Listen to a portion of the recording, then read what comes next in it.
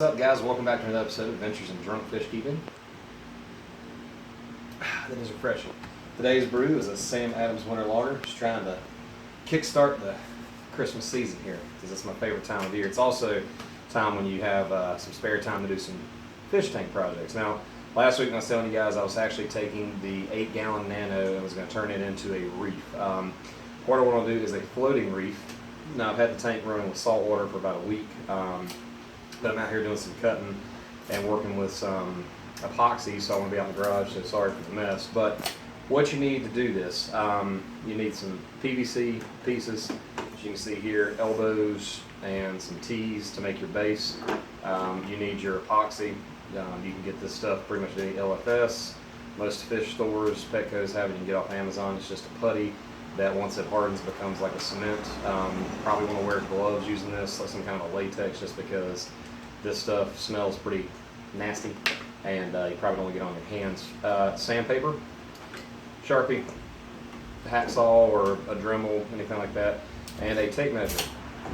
Sandpaper is so you can clean up all the burrs, nastiness that's on the outside of this pipe so you're not floating that back in the tank. Basically, make your sections to make your base to where they'll support the weight of your rock. Now, I picked out a 3-pound piece.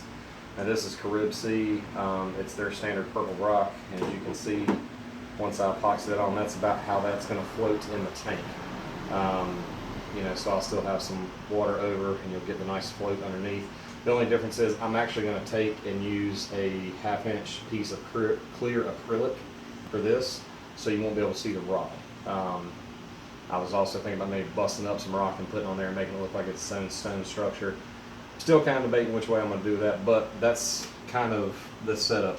You don't really have to epoxy these pieces together. If you get your fitting it tight, this thing's not coming apart. It's not going to be, moving around. Now, if you're putting a lot of weight, if you're doing this on a bigger scale, for example, if you're putting 20, 30, 40-pound pieces of rock on the base, you might want to epoxy these together so nothing twists.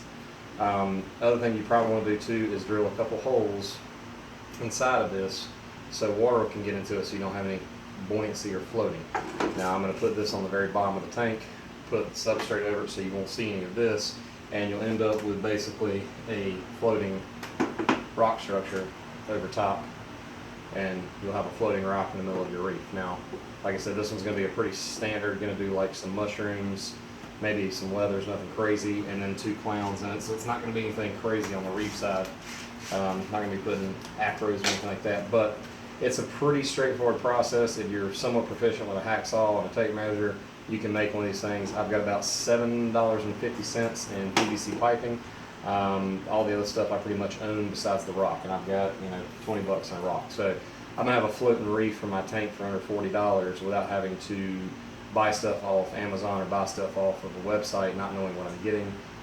So I think this is gonna be kind of a cool little project. Now, once I got this epoxy together and it's cured properly, I'll put it in the tank, and I'll show you guys a video on that, put it in the tank and kind of getting everything set up on the sand and making it basically just disappear inside the tank. So, questions, comments, as always, guys, put them down below. As always, Adventures in Drunk Fish Keeping. Thanks, guys.